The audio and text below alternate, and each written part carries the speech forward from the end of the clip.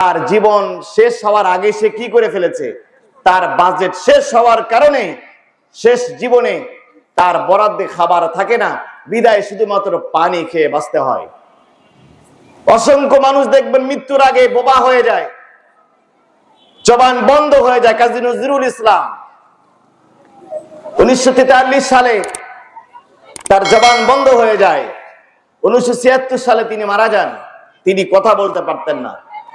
এর কারণ হলো যে পরিমাণ শব্দ, বাক্য, সেন্টেন্স আপনি বলার বাজেট ছিল, এটা আগে শেষ করে ফেলছেন।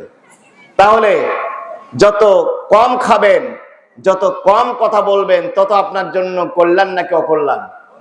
কথা বলেন না কেন ভাইরা? আমার বিরক্ত হচ্ছেন কি? আমি কোরআনে তাফসীরের বাইরে কোনো কথা বলছি? একটু মনোযোগ দেন।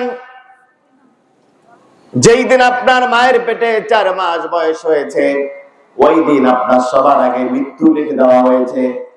আজালুহু, আপনার ভিতরে এখনো রূহ দেওয়া হয় নাই, জীবন দেওয়া হয় নাই।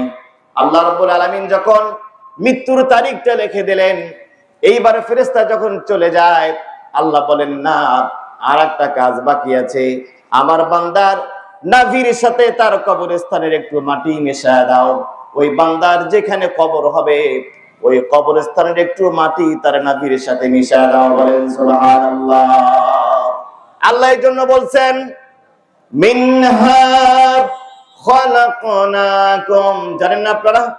সবাই আমার সাথে পড়েন, মিনহা খালাকনাকুম ওয়া ফিহা নুঈদুকুম ওয়া মিনহা নুখরিজুকুম তারাতান উখরা। আল্লাহ বলেন, বান্দা, যেই মাটি থেকে তোমাকে সৃষ্টি করা হয়েছিল, এই মাটিতে আবার তোমাকে রেখে যাওয়া হবে। আবার একদিন অমিনহা নুখরিজুকুম তারাতান উখরা, এই মাটি থেকে তোমাকে আবার পুনরায় জিন্দা করা হবে। আমার ভাইরা, মৃত্যুর ব্যাপারে সিদ্ধান্ত হলো, এই পৃথিবীর যত সায়েন্টিস্ট আছে, যত রাজনীতিবিদ, যত অর্থনীতিবিদ, যত সমাজ বিজ্ঞানী, পৃথিবীতে 4,500 ধর্ম আছে। প্রত্যেকটা ধর্মের মানুষ সবগুলো বিষয় নিয়ে সন্দেহ আছে, কিন্তু একটা বিষয় নিয়ে কারো কোনো সন্দেহ নাই। সেই জিনিসটার নাম হলো মৃত্যু। এটাকে অস্বীকার করতে পারে নাকি? এইটাকে অস্বীকার করতে পারে না। প্রত্যেকটা জানা মাঝে যারা আলোচনা করে, যারা বয়ান করে, একটা আয়াত কিন্তু সবথেকে বেশি তেলাওয়াত করা হয়, কুল্লু নাফসিন যায়িকাতুল মাউত। আল্লাহ বলেন, প্রত্যেকটা প্রাণীকে মৃত্যুর স্বাদ গ্রহণ করতে। একটু খেয়াল করেন, আল্লাহ শুধু মানুষের কথা বলেন নাই, তিনি বলছেন প্রত্যেকটা প্রাণীকে মৃত্যুর স্বাদ গ্রহণ করতে হবে। কেমনে প্রত্যেকটা প্রাণীর মৃত্যু আল্লাহ ঘটাচ্ছেন? আপনি দেখেন, একটা শৌল মাছ যখন তার খাবারের প্রয়োজন হয়ে যায়, যখন শৌল মাছের ক্ষুধা লাগে, আল্লাহ রাব্বুল আলামিন তখন একটা পুঁটি মাছকে তার মুখের সামনে নিয়ে গিয়ে দেন। শৌল মাছের ক্ষুধা নিবারণ হয়ে যায়, আর পুঁটি মাছের মৃত্যু হয়ে যায়। পুঁটি মাছের মৃত্যু হলো, আর শৌল মাছের আল্লাহ পেট ভরার ব্যবস্থা করলেন। বলেন সুবহানাল্লাহ।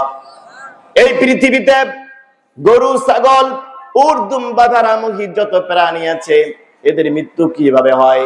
একটা গরুর যখন মৃত্যুর সময় হয়ে যায়, আল্লাহ রাব্বুল আলামিন গরুটাকে কসাইয়ের কাছে পাঠায় দেন। কসাই জবাই করলো, গরুটার মৃত্যু হলো, আর মানুষের খাবারের ব্যবস্থা হলো। পৃথিবীতে যত প্রাণী আছে, সমস্ত প্রাণীর মৃত্যু হচ্ছে। আল্লাহ রাব্বুল আলামিন মানুষের খাবারের ব্যবস্থা করেছেন অন্য প্রাণীর মৃত্যুর মাধ্যমে। এই জন্য কোরআনে 36 বার আল্লাহ বলছেন রব্বুল আলামিন। 36 বার বলছেন, আমি তাম জগতের প্রতিপালক। এক প্রাণীর মৃত্যু আর এক প্রাণীর খাবার। শৌল মাছের ক্ষুধা পুঁটি মাছ দিয়ে নিবারণ হচ্ছে। শৌল মাছকে খাচ্ছে আবার আপনার বড় বড় তিমি মাছ সহ বড় বড় মাছগুলো। প্রত্যেকটা প্রাণীর মৃত্যু। মানুষের খাদ্য আল্লাহ বানিয়েছেন, খাবার বানিয়েছেন, কিন্তু মানুষের মৃত্যু হওয়ার পর মানুষের লাশ কি আল্লাহ অন্য কোনো প্রাণীকে খাওয়ান? কথা বলেন না কেন? অন্যান্য প্রাণীকে আল্লাহ মৃত্যুর ব্যবস্থা করার মাধ্যমে মানুষের খাবার বানিয়েছেন, কিন্তু মানুষের লাশকে আল্লাহ তো সম্মান করেছেন।